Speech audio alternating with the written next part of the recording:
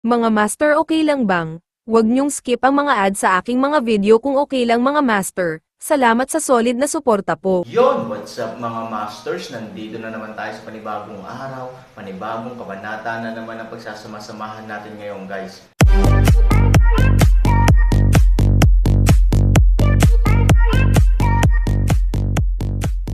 Bali mga masters, kung bago ka pa lang po sa aking YouTube channel, please click the subscribe button, lalong-lalo na po yung notification bell guys, para maging connected pa rin tayo sa isa't isa at maging updated kayo sa mga susunod ko pang video.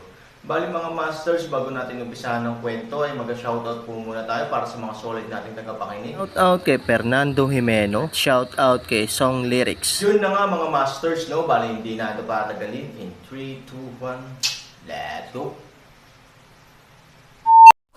Sa pagtingin sa nilalaman sa harap ng sulat, hindi pa rin napigil ang huminga ng demonyong multo.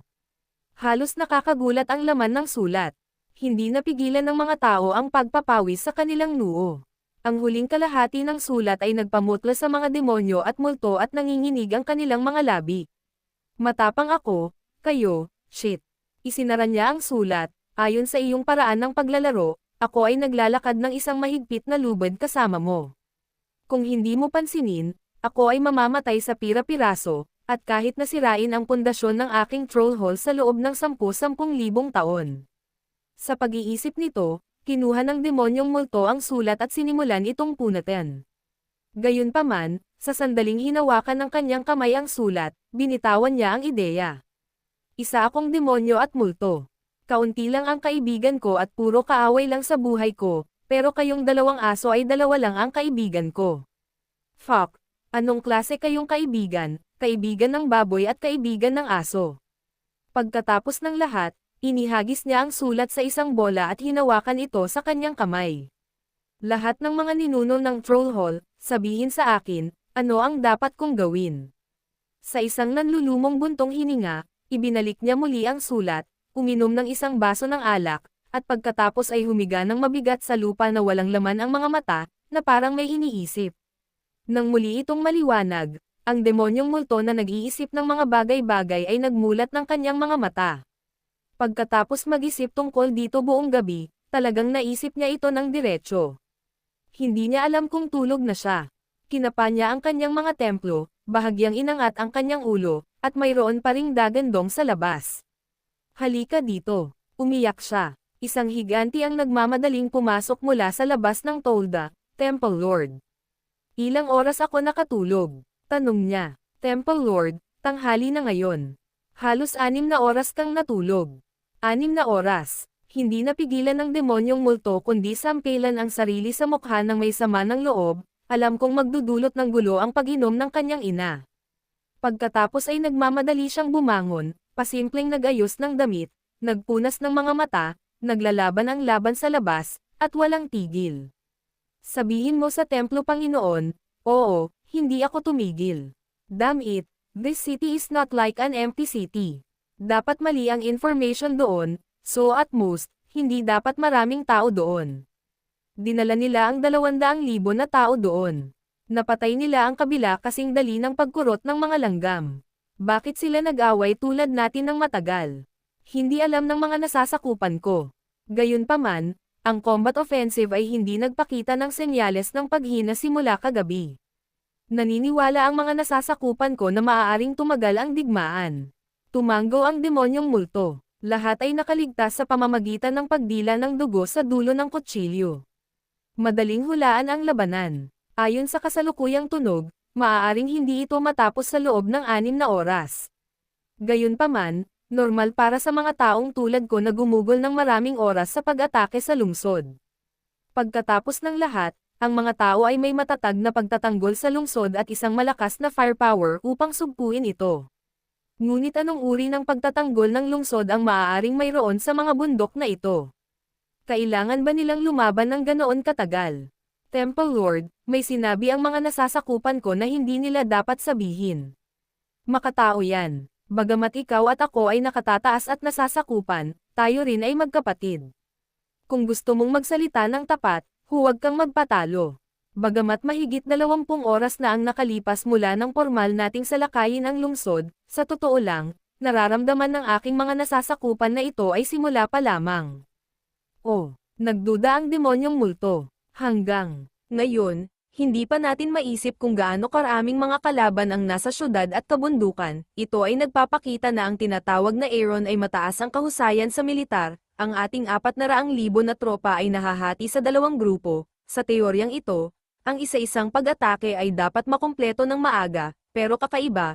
Ngayon ay nakaharang tayo sa magkabilang dulo. Tumango ang demonyong multo. Tama ka, naisip ko ang tungkol sa 10,000 mga posibilidad noong ako ay umalis. Ngunit hindi ko akalain na mangyayari ito ngayon, lampu 10,000 lang sila, pero ngayon parang at least 200,000 na ang humihila sa amin. This is really strange. Tama ang Panginoon sa templo, saglit na natahimik ang demonyong multo, tapos biglang tumango, tumingin sa kasunod at sinabing, gusto mo bang maglakad sa mahigpit na lubid, tightrope walking? Halatang natulala ang encourage at halatang hindi alam ang ibig sabihin ng demonyo. Ngumiti sa kanya ang demonyong multo, oo. Ang uri ng mananaya ng PC Storytelling channel sa YouTube. Nang marinig ng mga attendant ang talumpati, lalo silang tulala. Hindi niya talaga alam kung ano ang ibig sabihin nito ng kanyang templong Panginoon. Hindi masyadong naiintindihan ng mga subordinate ko. Ibinaba ng tagasunod ang kanyang ulo at mahinang sinabi. Inalis ng demonyong multo ang kanyang ngiti at bamantong hininga, ang isang panig ay personal na damdamin, ang kabilang panig ay tradisyonal na mga patakaran. Kung ikaw ito, anong pagpipilian ang gagawin mo? Mula noong sinaunang panahon, ang katapatan at katwiran ay nasa isang dilema. Ang aking mga nasasakupan ay hindi alam kung paano pumili. Gayunpaman, kahit anong bulwagan ang piliin ng Panginoon, ang aking mga nasasakupan ay susunod sa bulwagan Panginoon. Okay, ngumiti ng mahina ang demonyong multo, alam ko. Bumagsak ang mga salita, marahan niyang ikanawit ang kanyang kamay, agad na naunawaan ng katulong ang kanyang kahulugan, at inilapit ang kanyang tenga sa kanyang bibig. Mabilis na bamulong ang demonyong multo, at hindi nagtagal ay nagmukhang tuliro ang katulong. Temple Lord, ano ang ibig sabihin nito? Napatingin sa kanya ang retino. Ang demonyong multo ay malumanay na ngumiti, kung lumakad ka sa isang mahigpit na lubad, mawawala ang lahat kapag mali ang iyong hakbang. Kaya't mag-ingat ka, nakikita ko. Sige, bumaba ka na. Pagkatapos noon, pinaalis ng demonyo ang kanyang mga nasasakupan at bumalik sa higaan sa kanyang tolda. Kumuha siya ng mapa at pinag-aralan itong mabuti. Habang tinitingnan ito, uminom siya ng kaunting alak. Paulit-ulit niyang ipinilig ang ulo. Ito ay kakaiba. Malungkot siyang bamantong hininga, hindi sigurado ang mukha. Sa kabilang dulo, ang parehong ay isang buntong hininga, ang parehong ay ang 4 na salita, ito ay kakaiba. Pagkatapos ay lumapit ang 4 na maliliit na commander, tulungan mo ang matanda. Ang bundok ay tinamaan na hanggang ngayon. Bakit ang kaaway sa ating posisyon ay naantala sa pag-atake? Nagstay kami dito buong gabi, pero walang gumagalaw sa kabila. Tulungan ang matanda, ano ang gagawin natin ngayon? Si Fu Tian ay sobrang nanlumo, at ang kanyang espiritu ay bumagsak sa magdamag. Gayunpaman, wala siyang nahanap ngayon. Ito ay talagang nagpagulo kay Fu Tian tungkol sa kung ano ang sitwasyon. Sa harap ng mga tanong ng kanyang mga nasasakupan, gustong-gusto ni Fu na inapag-alitan. Tinanong mo ako, sino ang dapat kong itanong? Ngunit bilang Commander-in-Chief dito, alam ni Fu Tian na hindi niya ito magagawa. Pagkatapos ng kaunting pag-iisip, sumimangot si Fu Tian at sinabing, kahit anong gawin ng kabilang partido, pangunahing gawain natin na hawakan ang posisyon. Kung magpapatuloy ang utos, pasensyahan ang mga sundalo. Malamang na sadyang kumonsumo ang kaaway kasama ng tayo. Hindi mo alam, noong oras na para mahulog sa lungsod, ang taong ito ay nakikipaglaro sa amin ng psychological warfare sa isang matinding kawalan.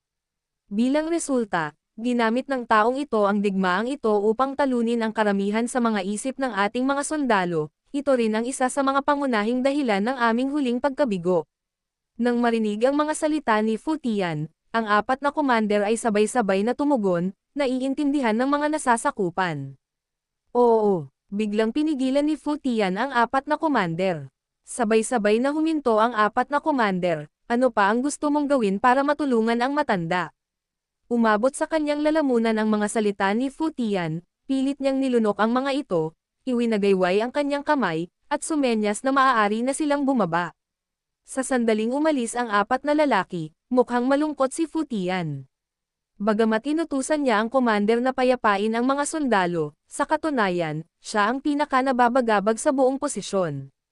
Mayroong higit sa 100,000 mga tropa sa gilid ng bundok, ngunit sa ngayon, ang labanan ay tumagal ng napakatagal ng walang tigil, na dapat mag-alala sa mga tao tungkol sa sitwasyon sa itaas.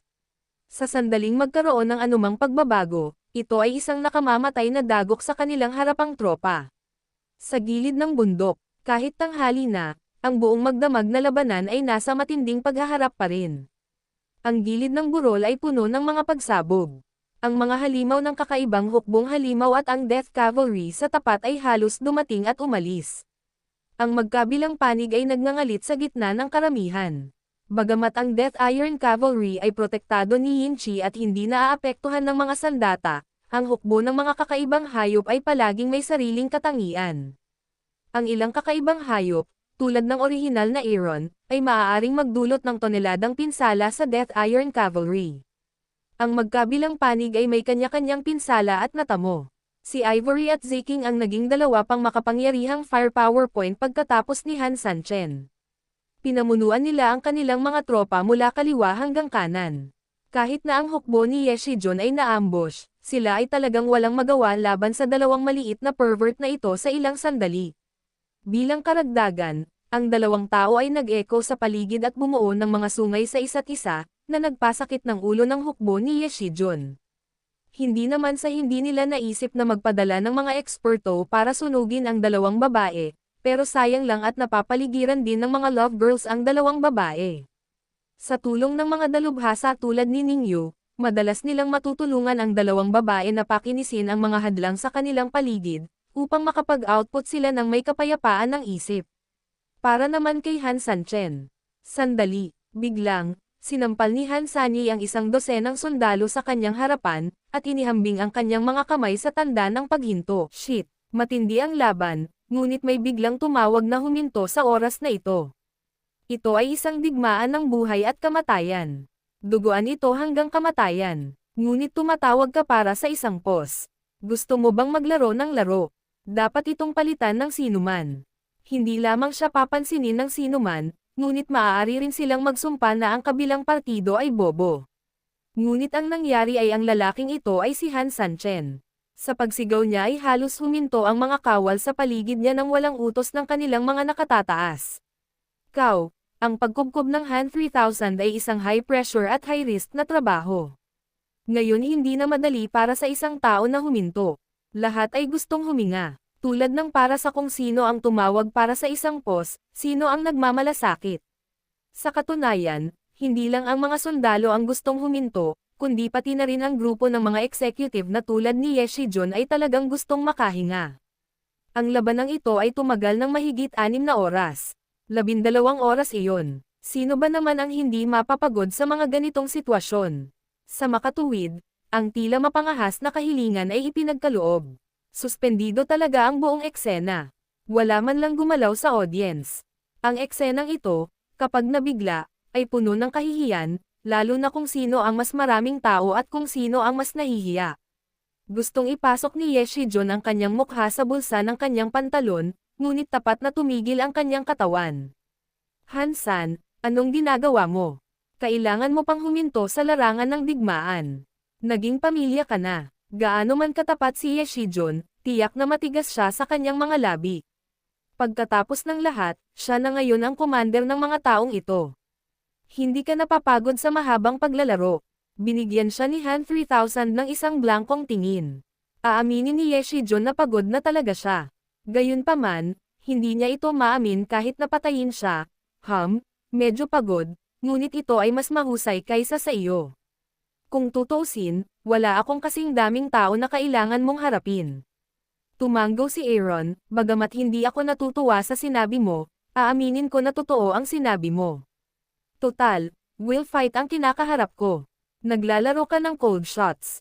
Iba talaga ang konsumo. Panipi. Just no. Now, you have two choices. Either lumuhad at humingi ng tawad, o huminto. Pinalo ka namin para lumuhad at humingi ng tawad.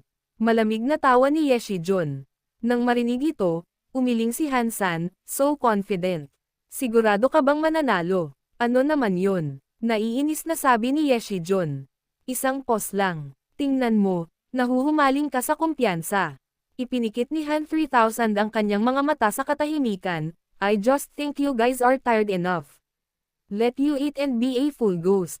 Wala akong pakialam. Pagkatapos noon, galit na galit si Yeshijun kaya sinabi niya, Han Sanchen, kaya mo talagang magpanggap, gusto mo rin kaming mga gutom na multo. Paumanhin, gusto ko kayong gutom na mga multo. Malamig na uminom si Yeshijun, lahat, bigyan mo agad ako. Pagkatapos natin ibaba, marami tayong isda at karne. Oo, ang mga general ay tumanggap ng mga utos. Walang magawa si Aaron at umiling. Originally, mabait siya na hinayaan kang kumain ng sapat para maglaro ulit, pero sino ba ang makakaisip nito? You take this kindness as a good bullying capital. Okay, I'll show my cards. I won't pretend. Sumuko, sumuko. Hansan, nalilito ka ba? Galit na sabi ni Yeshijun. Kung hindi ka sumuko kapag napapaligiran ka, nalilito ka. Nalaglag ang mga salita, si Han 3000 chuckles, malalaman mo mamaya. Pagkatapos nito, direktang nagsimula ang Aaron, kasama ang Moonwheel ng langit na apoy, at ang Jade Sword ay sumugod sa karamihan na parang gutom na tigre, na halos kasabay nito, si Ivory at ang iba ay naglunsad din ng isang pag-atake nang makita nila ang pag-atake ni Han Sanchen sa oras na iyon, ang mainit na digmaan ay nagsimula muli, patayin mo ako, ang alam niya ay hahayaan niyang mamatay si Aaron sa kanyang patuloy na pag-alon, parami ng parami ang mga tropa upang patayin si Aaron, gayunpaman, hindi natakot si Han Sanchen, all. Yun na nga mga masters, no? Bali panibagong kabanata na naman yung natapos natin ngayong gabi. Muli, maraming salamat po talaga sa walang sawang suporta po sa aking YouTube channel na talagang inaabangan niyo po ang bawat upload ko po. Bali mga masters, magkita-kita ulit po tayo bukas ng gabi at ngayon po ay magpapaalam po muna tayo. Bali mga masters, bye-bye!